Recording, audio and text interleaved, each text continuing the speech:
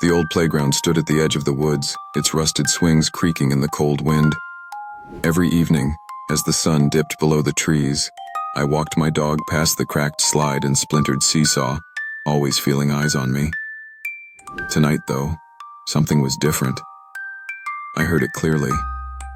Children's laughter, bright and echoing, though the place was empty. My dog whimpered, pulling at the leash, but I stepped closer, drawn by the giggles swirling in the chilly air. The swings began to move one by one, as if invisible children were playing. Shadows flickered beneath them, shapeless forms with no bodies, their laughter growing shrill and frantic. A skipping rope thudded rhythmically against the ground, looping by itself, and tiny handprints appeared in the sandpit, pressed deep into the damp earth. I tried to back away, but the laughter twisted into piercing shrieks. Cold, unseen hands gripped my ankles, freezing me in place. The ground beneath me gave way suddenly, and the sand swallowed my legs, inch by inch. As I screamed, the laughter faded, replaced by low, sinister whispers. When the wind stilled, the playground was silent again, except for the new swing, gently swaying, and the faint echo of my own voice joining the others. Like and subscribe for more spooky stories. Have you ever wondered why two people can look at the same situation and totally disagree about what's right and wrong? Imagine you see someone picking up a dollar bill off the sidewalk. Is it okay to keep it, or should you try to find the owner? People's answers can be very different. That's because ideas about right and wrong aren't built into the world like gravity or the sun rising. Instead, we pick them up from our families, cultures, religions, and even our personal experiences. Some people are taught that following rules is the most important thing, while others believe caring for people's feelings matters more. Sometimes, what's right in one country is seen as wrong in another, just because of different traditions and histories. Even friends can argue about what's fair or unfair. Our brains use what we learn growing up to decide what feels right or wrong, mixing facts with feelings and stories. So when you disagree with someone, it doesn't mean one of you is bad. It means you've learned different things and see the world in your own way. Understanding this can help people have better conversations, respect each other's views, and maybe even find common ground to work together. Hit that like button and subscribe for more thought-provoking insights. The lantern's glow flickered across the battered table as Jed slid his last pouch of gold dust forward. Across from him, black-eyed Silas grinned, a man infamous for his lucky streaks and sharper-than-steel wit. The saloon's air was thick with smoke and anticipation, the murmurs of onlookers barely contained. Jed's hands trembled, not from fear, but from a fierce hope. This was it. One hand to change everything he'd worked for. Silas dealt the cards with practiced ease, eyes never leaving Jed's. 5 cards each, the silence broken only by the soft shuffle and the occasional clink of coins. Jed peeked at his hand, 3 jacks and 2 tens. His heart hammered in his chest. Silas raised an eyebrow, tossing in a silver coin to sweeten the pot. Jed matched it, eyes narrowing with determination. "Call," Jed rasped, voice steady despite the tension. Silas revealed his hand. 4 nines. The crowd gasped, the room holding its breath. Jed laid his cards down, triumphant. Full house. The room erupted in cheers and applause. For a moment, Jed forgot the months of digging, the endless dirt, the aching hope that had driven him. The gold dust and coins were his. He'd risked everything and won. As Jed gathered his winnings, Silas tipped his hat, respect glinting in his gaze. That night, fortune finally favored the bold, and Jed's fate was forever changed. Please like, comment, and subscribe for more thrilling stories. Don't forget to hit the notification bell to stay updated on new tales of adventure and suspense.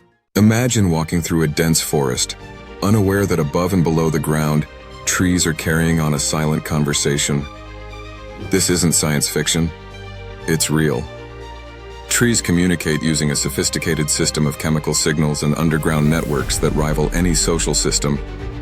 When a tree is attacked by insects, it releases airborne chemicals that warn neighboring trees, prompting them to boost their own defenses by producing bitter compounds or toxins. But the real marvel lies beneath the soil. Here, tree roots are connected by vast webs of fungi, known as mycorrhizal networks, which act like an underground internet. Through these networks, trees share nutrients, water, and even chemical messages. A mother tree can send extra sugars to her saplings, or help a sick neighbor recover by transferring vital resources. Some trees can even sabotage competitors by sending negative signals that inhibit their growth. This hidden dialogue creates a supportive community, where trees help one another thrive, share resources, and react to threats collectively. Next time you wander through a forest, remember, every rustle of leaves and stretch of roots is part of a complex, unseen conversation that sustains life in remarkable ways. Like and subscribe for more mind-blowing facts about the natural world. On moonlit streets of Japan, whispers warn of Kuchisake Onna, the slit-mouthed woman. According to legend, she appears wearing a surgical mask, her long black hair partially hiding a grotesque secret. She stops lone travelers, especially children, and asks in a chilling voice, "Am I beautiful?" If you answer yes, she slowly removes her mask to reveal a gaping, blood-red mouth slit from ear to ear. Then she repeats, "Am I beautiful now?" A no brings swift, violent death. A yes, and she carves your mouth to mimic hers, condemning you to a fate like hers. Some say clever answers or distracting her with candies can allow escape, but few dare test their luck. The origins of Kuchisake Onna trace back to the Edo period, rooted in tales of a jealous samurai who mutilated his unfaithful wife in a fit of rage. More modern versions emerged in the 1970s, sparking mass panic among schoolchildren across Japan, leading to police escorts and parental warnings. Real-life crimes and urban anxieties have fueled her legend, keeping the slit-mouthed woman alive in the shadows of Japanese folklore, a haunting reminder of beauty, betrayal, and vengeance. Like and subscribe. Abandoned playground, echoes, haunted places, creepy atmosphere, urban decay, forgotten memories, childhood nostalgia, eerie sounds, mysterious events. Ever wondered why some people seem to effortlessly improve at something, while others struggle to make progress? The secret often lies in consistent, intentional practice paired with effective tracking. One powerful way to supercharge your learning is to set up a skill challenge calendar. Here's how it works. Choose a skill you want to develop, whether it's painting, coding, playing an instrument, or even cooking a new dish. Next, create a simple calendar, digital or paper, dedicated solely to this skill. Mark each day you practice, even if it's just for 10 minutes. The visual cue of seeing your streak grow is incredibly motivating and helps build momentum. It transforms your journey from a vague goal into a concrete, daily action that's easy to follow. Over time, you'll notice patterns emerge. Maybe you're more productive in the evenings, or you hit a plateau after a week. Use these insights to adjust your approach, making learning more efficient and enjoyable. Most importantly, tracking keeps you accountable and turns practice into a rewarding routine that's hard to break. This simple habit can dramatically accelerate your progress and deepen your engagement with the skill. Like and subscribe for more productivity tips and skill-building strategies. The old house creaked as the clock struck midnight. Shadows stretched and danced across the dim hallway, but Sam crept forward, clutching a small, cold key he had found beneath a loose floorboard earlier that evening. He'd seen the locked door at the end of the corridor for years, always forbidden, always ignored. Tonight, the key seemed to call to him, whispering secrets only he could hear. With trembling hands, he slid it into the ancient lock, his heart hammering in his chest, and slowly turned. The door groaned open, revealing a narrow staircase spiraling down into darkness. Sam hesitated, breath shallow, but curiosity tugged him onward. Step by step, he descended, the air growing colder and heavier with each movement. At the bottom, a faint, flickering light beckoned. Sam followed it to a forgotten room filled with old toys, faded photographs, and a thick layer of dust that coated every surface. In the center sat a music box, its lid slightly ajar. He wound it carefully, and a haunting melody filled the air, echoing softly in the silence. Suddenly, the shadows shifted, and Sam caught a glimpse of a familiar face in a cracked mirror. His own, but older, eyes wide with warning and fear. The melody stopped abruptly. The air stilled, thick with tension. Heart pounding, Sam bolted back upstairs, slamming the door behind him, the key left forgotten in the lock as the house settled once more into silence. Like and subscribe for more thrilling tales. Every night, as the house surrendered to darkness, Anna tugged her blanket up to her chin, eyes fixed on the ceiling. Above her room, the attic stairs groaned at midnight, each creak slow and deliberate, echoing through the silence. She told her parents, but they only smiled, dismissing it as the house settling or the wind playing tricks. Tonight, Anna lay awake, heart pounding, counting each sound as it descended. 1, 2, 3. The footsteps stopped just outside her door. She squeezed her eyes shut, breath caught, willing it to pass. The door handle rattled softly, then stilled. Silence pressed in. She dared a glance. The door was ajar, a narrow sliver of darkness. In that gap, a pale hand appeared, fingers impossibly thin, curling around the edge, tapping softly on the wood. Anna's voice caught in her throat. She pulled the covers over. Liked this spooky tale? Give it a thumbs up and subscribe for more chilling stories that'll keep you up at night. Her head, trembling, praying for morning. When sunlight finally spilled in, her door stood wide open. Her parents found her curled in the corner, eyes wide with terror, clutching a scrap of cloth torn from a nightgown, one neither of them recognized. Upstairs, the attic stairs waited, untouched by any living foot. At midnight, the nursery was silent, except for the soft, ticking breaths of porcelain. Clara stared at the child's figurine on her shelf, its glassy eyes reflecting the cold moonlight filtering through the curtains. She'd heard the rumor whispered among the neighborhood kids. If you whispered a wish to it, the figurine would grant exactly what you asked for. Her voice trembled as she leaned closer, barely daring to speak. I wish Mom would stop yelling at me. The figurine's painted lips seemed to curl into a faint, cruel smile.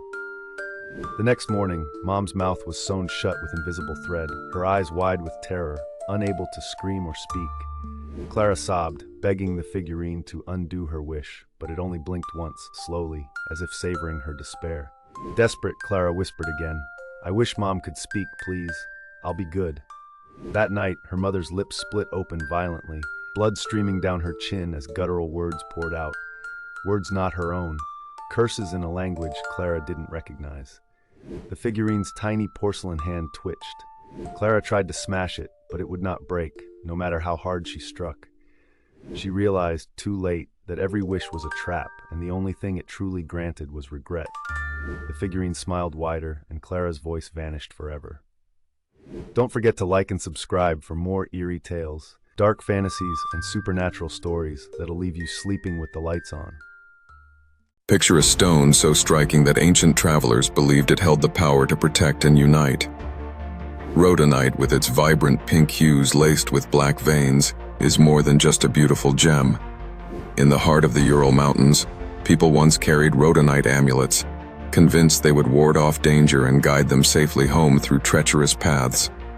This gem was often tucked into the satchels of children, sewn into clothing, or set into talismans, believed to foster courage and strengthen bonds among loved ones. Its name, derived from the Greek word for rose, hints at its beauty, but its reputation for healing hearts, both literally and emotionally, set it apart from other stones. In ancient communities, rhodonite was crushed into powders and used in potions to calm tempers, soothe emotional wounds, and mend fractured relationships. Warriors sought its energy before battle, hoping the stone would grant them bravery, resilience, and shield them from harm. Even today, Rhodonite's legacy endures as a symbol of compassion and emotional balance, a timeless reminder of the enduring power people once ascribed to the wonders of the earth and the mysteries they inspired. Like and subscribe for more insights into the world of crystals and their healing properties. Rhodonite's powerful symbolism is truly captivating. In the heart of a whispering forest where silver moonbeams danced between ancient trees lived a small rabbit named Riley. One dreamy night, Riley peered from her cozy burrow and noticed flickering shadows gliding softly across the mossy ground. Curiosity twinkled in her bright eyes as she tiptoed outside, her ears quivering with excitement.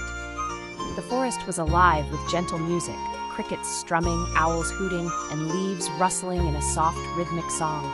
Riley followed the glowing shadows deeper into the woods, her tiny paws barely making a sound on the cool earth. Suddenly, she stumbled upon a magical parade. Fireflies carried glowing lanterns, hedgehogs wore hats made of delicate petals, and a wise old turtle led the way, humming a tune only the moon understood.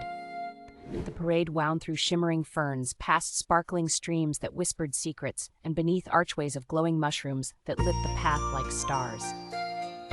Though the forest seemed vast and mysterious, Riley felt safe among her new friends, discovering that wonderful adventures waited just beyond her burrow's entrance.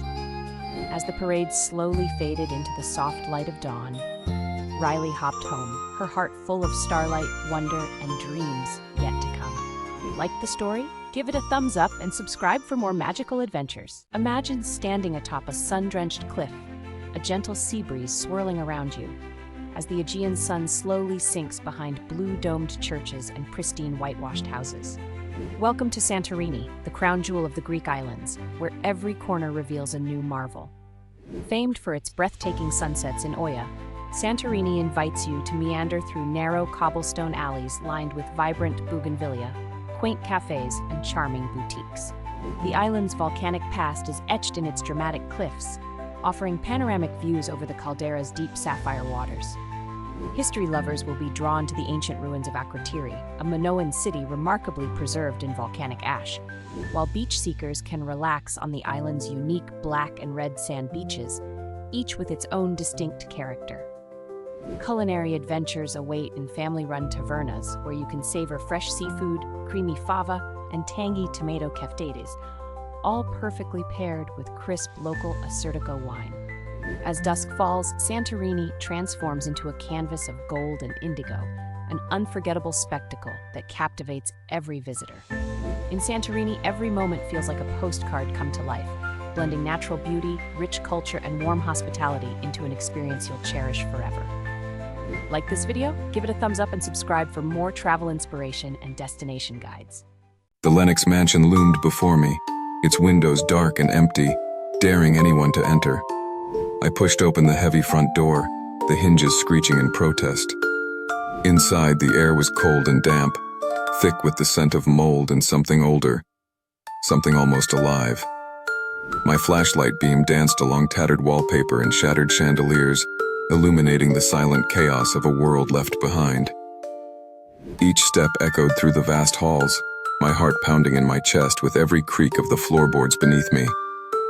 Then I found it. A dining room frozen in a moment of terror. Plates still set, glasses half filled, but the guests, mannequins or something far more sinister, sat slumped in their chairs, faces twisted in agony and fear. My breath caught as a cold whisper grazed my ear, chilling me to the bone. "You shouldn't be here." I spun around, searching the gloom, but saw only shifting shadows. Suddenly, the doors slammed shut with a deafening bang, and my flashlight flickered out. Darkness swallowed me whole. In the suffocating silence, I felt a presence, heavy, oppressive, closing in around me. The whisper returned, closer now, more menacing. "You'll never leave." If you survived the night, hit that like button and subscribe for more chilling horror stories. The attic door was never meant to be opened.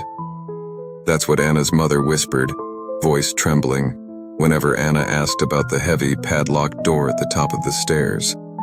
Today, curiosity gnawed at Anna until she couldn't resist any longer.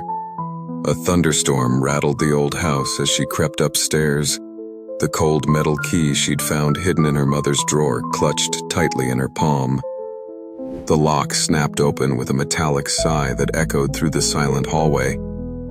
The air behind the door was thick, stale, and smelled of dust and forgotten years. Boxes cast twisted, monstrous shadows, but Anna's gaze was drawn to the far corner, where a cracked mirror stood oddly facing the wall. Her reflection shouldn't have been visible, yet there she was, pale, wide-eyed, smiling back at her. The mirror Anna beckoned with a crooked finger. Lightning flashed, and the attic filled with a deafening, inhuman scream that seemed to claw at her very soul. Anna's knees buckled beneath her. She shut her eyes and shrieked, the world spinning wildly. Suddenly she was outside, barefoot on the cold lawn, her throat raw, rain stinging her skin. The house loomed silent behind her. She glanced up. The attic window glowed faintly. Her own terrified face stared down, mouth stretched wide in a silent scream, trapped forever inside. Like and subscribe for more eerie explorations of the unknown. What secrets would you uncover in the attic? Every evening at dusk, the townsfolk of Eldergrove gathered in the square, listening as the ancient clock tower's bells chimed with a melody that seemed to linger longer than any ordinary sound. No one suspected what lay hidden above the gears and chimes, behind a heavy oak door dusted with centuries of secrets. Young Elsie, curious and brave, climbed the winding staircase one crisp autumn night, determined to discover why the bell's songs shimmered in the air, refusing to fade like any normal echo should. As she reached the top, she found a tiny room bathed in golden light. There, a cluster of crystal birds perched delicately upon the bells, their translucent wings catching the fading sun's rays. With each swing of the bell, the birds fluttered gently, scattering flecks of light that danced and twirled through the town below. Elsie watched, breathless, as the birds seemed to harmonize perfectly with the bells, weaving sound and light into a magical spell of peace and calm. She realized the town's serene evenings were no accident, but the work of these secret guardians. Grateful for their shimmering presence, Elsie tiptoed away, promising to keep the secret safe. And every night thereafter, the bells sang on, watched over by the crystal wings that made their melody glow. Please like and subscribe for more exciting content. Oliver swept the brass shavings from the workbench, his fingers stained with oil and curiosity. Master Bellamy, the town's revered clockmaker, had stepped out, leaving Oliver alone with the grand orrery, a masterpiece of spinning planets and ticking gears. As he carefully polished the smallest cog, his hand brushed a hidden lever beneath the base. The orrery's central sphere spun wildly, glowing an eerie blue, and a strange whispering wind filled the workshop. Suddenly, Oliver's surroundings shifted. The unfinished clock on the shelf was now complete, its hands spinning backward with a steady rhythm. He stumbled to the window and gasped. Outside, the cobblestone street bustled with townsfolk dressed in fashions he'd only seen in old sketches and dusty books. Realizing the orrery had bent time itself, Oliver's heart pounded as he returned to the workbench. With trembling fingers, he reversed the lever's motion, and the world snapped back, the clock unfinished, the street as he remembered it. Master Bellamy returned, eyes twinkling knowingly. "Curiosity," he said softly, "is the true key to invention."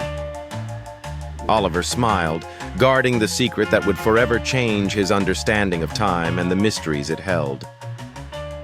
Like and subscribe for more. In the heart of a rain-soaked city, a tiny clock shop sat wedged between towering buildings. Each morning, Mr. Finch polished the brass handles and carefully wound the clocks, while Miss Ellery arranged delicate gears on velvet trays with steady hands. They spoke little, but their movements were in perfect tandem, repairing timepieces with silent understanding and shared patience.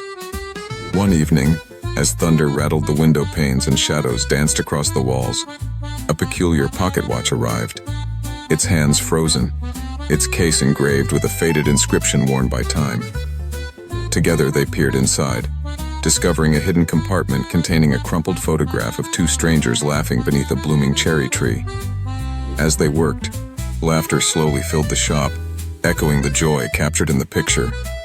With gentle care, they coaxed the watch's hands to life, and as the mechanism whirred steadily, Mr. Finch offered Miss Ellery his arm.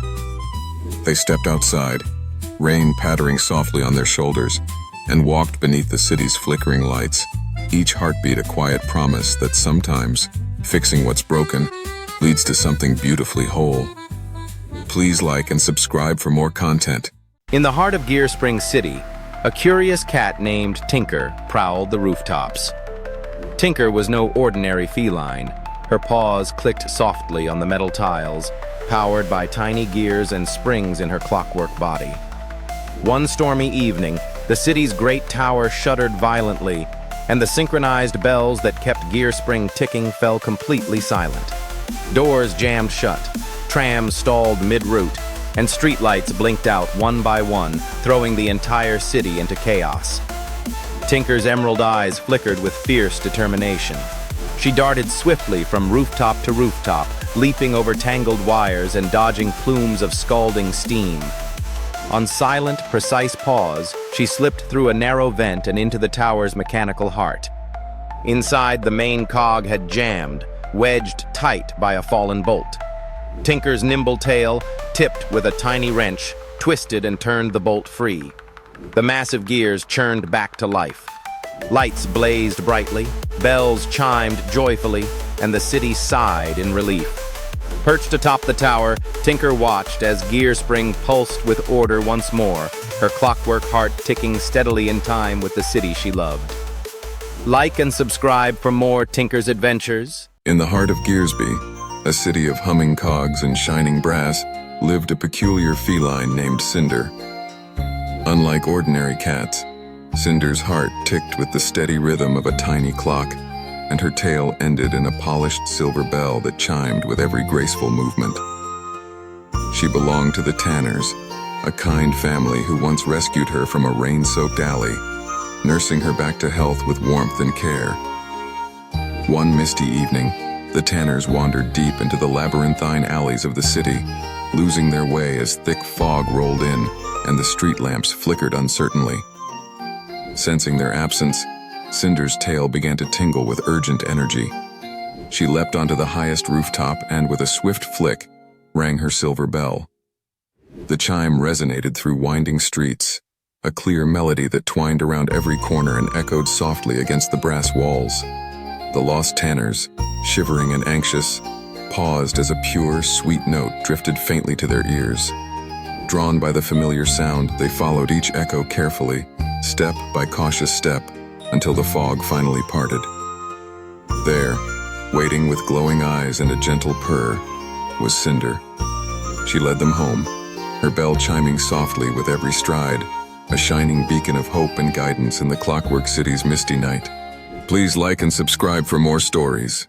In the silent shimmer of midnight, a peculiar feline slinked along the cobblestones. Its brass fur glinted beneath the moon, gears whirring softly within delicate joints.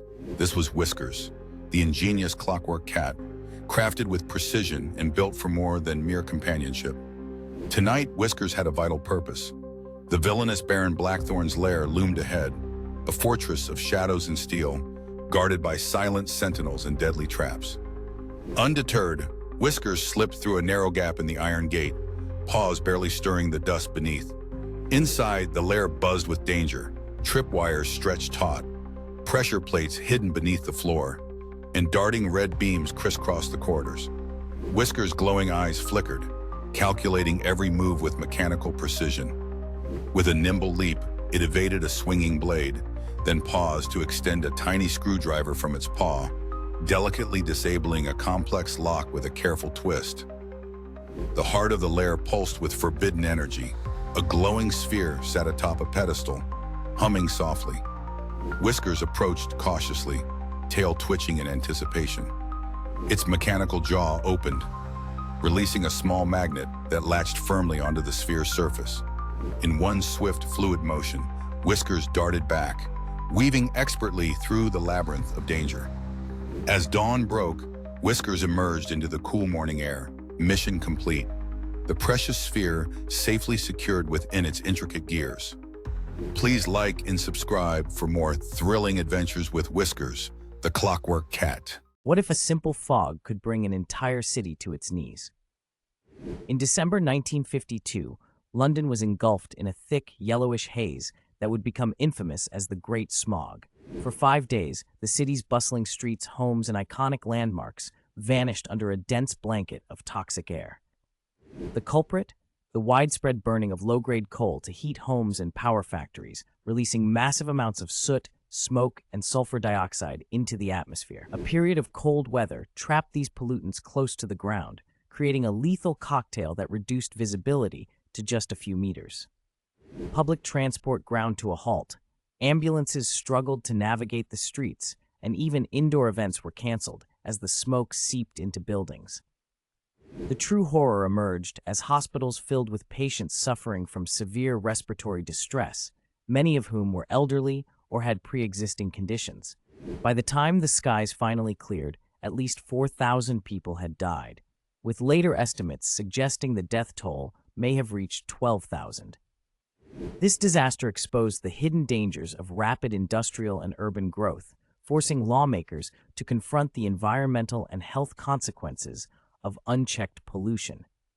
The tragedy led directly to the Clean Air Act of 1956, a landmark law that marked a turning point in environmental protection and public health policy in Britain. Like and subscribe for more historical content. What if a single artifact could rewrite what we know about ancient Britain? In 1857, workers dredging the River Thames in London made an astonishing discovery. A dazzling bronze shield, adorned with intricate swirling designs and red enamel, unlike anything seen before. Known as the Battersea Shield, this masterpiece was never meant for battle. Its delicate craftsmanship and thin bronze suggest it was a ceremonial object, possibly an offering to the river gods. The shield's artistry reveals a sophisticated culture with advanced metalworking skills and a deep spiritual connection to nature and the world around them. Yet, its true purpose remains a riddle. Why was such an exquisite piece cast into the Thames? Was it a tribute, a symbol of power, or a plea for protection? The Battersea Shield's mysterious origins and remarkably preserved condition continue to fascinate historians and archaeologists alike. Over 2,000 years later, it stands as a silent witness to a world where myths, rituals, and artistry collided along the riverbanks of ancient Britain, inviting us to ponder the beliefs and lives of those who created it. If you enjoyed this video, please like and subscribe for more fascinating stories about history, archaeology, and the mysteries of the past. At the annual Aquarium Gala, all eyes were on the prized painting, the majestic sardine. But beneath the shimmering lights and glittering gowns, a band of tuxedoed masterminds waddled into action, the Penguins. Their leader, Don Flippers, had a plan so slick it could only have come from the Antarctic. Stage 1. Distraction. While Rico, the acrobat, performed a triple backflip, the humans applauded, completely unaware that Pablo was already tapping the glass with a sardine-shaped magnet, loosening the frame ever so slightly. Stage 2. Infiltration. Lola, the stealthiest penguin, slipped through the snack table, camouflaged by shrimp cocktails and a strategically placed napkin, inching closer to the security panel. Stage 3. The heist. With the crowd mesmerized by Rico's antics, Don Flippers and his crew hoisted the painting onto their backs, tip-flapping toward the exit. Just as they reached the door, the curator shouted, "Stop! Who's stealing the art?" Don Flippers turned, grinned, and declared, "Relax, we're just here for the early bird special." The room erupted in laughter, and the penguins waddled out, painting in tow, proving once and for all that crime really does pay, especially when you're dressed for the occasion. Like and subscribe for more wild and wacky stories. Maya crept down the hallway, heart pounding louder with each step. The old house was silent except for the soft whisper of her bare feet on the creaking wooden floor. In her hand, she clutched a brass key she'd discovered hidden in a dusty box in the attic, its teeth worn smooth by time and mystery. She'd seen the locked door at the end of the hall her whole life, but never dared to approach it. Until tonight, when curiosity finally overcame fear. The key slid into the lock with a satisfying, almost echoing click. Maya hesitated, breath held, then slowly turned the knob. The door swung open, revealing a room bathed in cold moonlight filtering through a cracked window. Dust motes floated lazily in the air, disturbed by the faintest breeze. On a small ancient table sat a single photograph, a young girl, almost identical to Maya, smiling back at her with eyes full of secrets. Maya's breath caught in her throat. She stepped closer, noticing a faded note tucked behind the frame. It read, "You are never alone." A chill ran down her spine as she realized the handwriting matched her own. She glanced nervously around the room. The shadows seemed to shift and lengthen, as if alive. Suddenly, the door slammed shut behind her with a deafening bang. Maya spun around, key still clenched tightly in her hand, heart racing wildly. Silence settled like a heavy fog. In that moment, she understood. Some mysteries are meant to stay locked away forever. Please like and subscribe for more stories. Imagine stepping outside after a rainstorm and spotting a vibrant arc of colors stretching across the sky. That magical display is the result of a remarkable natural process. When sunlight passes through countless raindrops still lingering in the air, each drop acts like a tiny prism. As the sunlight enters a raindrop, it slows down and bends, splitting into its different colors. This bending is called refraction. The light then reflects off the inside surface of the drop and exits, bending once more. Each color bends at a slightly different angle, red at the top, violet at the bottom. So the light fans out into a spectrum. With millions of raindrops doing this simultaneously, their combined effect creates the sweeping arc we see as a rainbow. The reason you see a rainbow only when the sun is behind you and rain is ahead is all about the precise angles at which the light leaves the raindrops and enters your eyes. This delicate interplay of light and water reveals nature's hidden artistry. Next time you glimpse a rainbow, remember, you're witnessing sunlight's secret palette, unveiled through a graceful dance with falling rain. Liked the explanation? Give it a thumbs up and subscribe for more fascinating facts about the natural world. Eli crept through the attic, chasing the source of odd whispers only he could hear. Moonlight spilled over a dusty box, inside which lay a strange mask, smooth, silver, and humming softly with an otherworldly energy. Drawn by curiosity and a strange pull, Eli lifted the mask and pressed it to his face. Instantly, the world sharpened, colors brightened, sounds clarified, and his body tingled with newfound strength and agility. Downstairs, a sudden scream shattered the midnight calm. Heart pounding, Eli dashed to his window, spotting flickering flames consuming Mrs. Rivera's apartment next door. Without hesitation, he leapt from his window, landing lightly as if gravity had forgotten him. Racing through thick smoke and debris, he found Mrs. Rivera trapped behind a heavy fallen beam. Summoning strength he never knew he had, Eli lifted the beam and helped her to safety.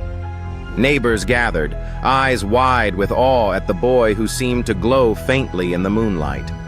As sirens wailed closer, Eli slipped away into the shadows, mask in hand, his heart pounding with a mix of fear and excitement.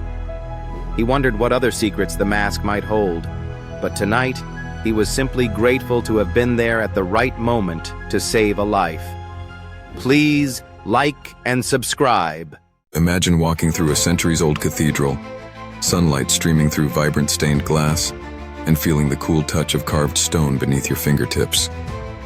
What if those intricate designs and patterns weren't just decorative, but encoded messages left by master builders? Medieval craftspeople embedded complex codes into these grand structures, often using geometric patterns, symbolic animals, or mathematical ratios. For example, the labyrinth in Chartres Cathedral's floor isn't just for contemplation. It mirrors the journey of the soul, guiding pilgrims through a spiritual puzzle filled with meaning. Gargoyles and grotesques, perched high above, sometimes represent moral lessons or ward off evil, but some are arranged to point toward hidden relics or secret chambers. Even the numbers of columns, arches, and steps can carry meaning. The number 3 for the Holy Trinity, or 7 for spiritual perfection. These cryptic details were a way to communicate knowledge, faith, or warnings to those who could interpret them, weaving a silent language into the very stone itself, inviting discovery across centuries. Please like, comment, and subscribe for more fun and engaging content. Don't forget to hit the notification bell to stay updated on new videos.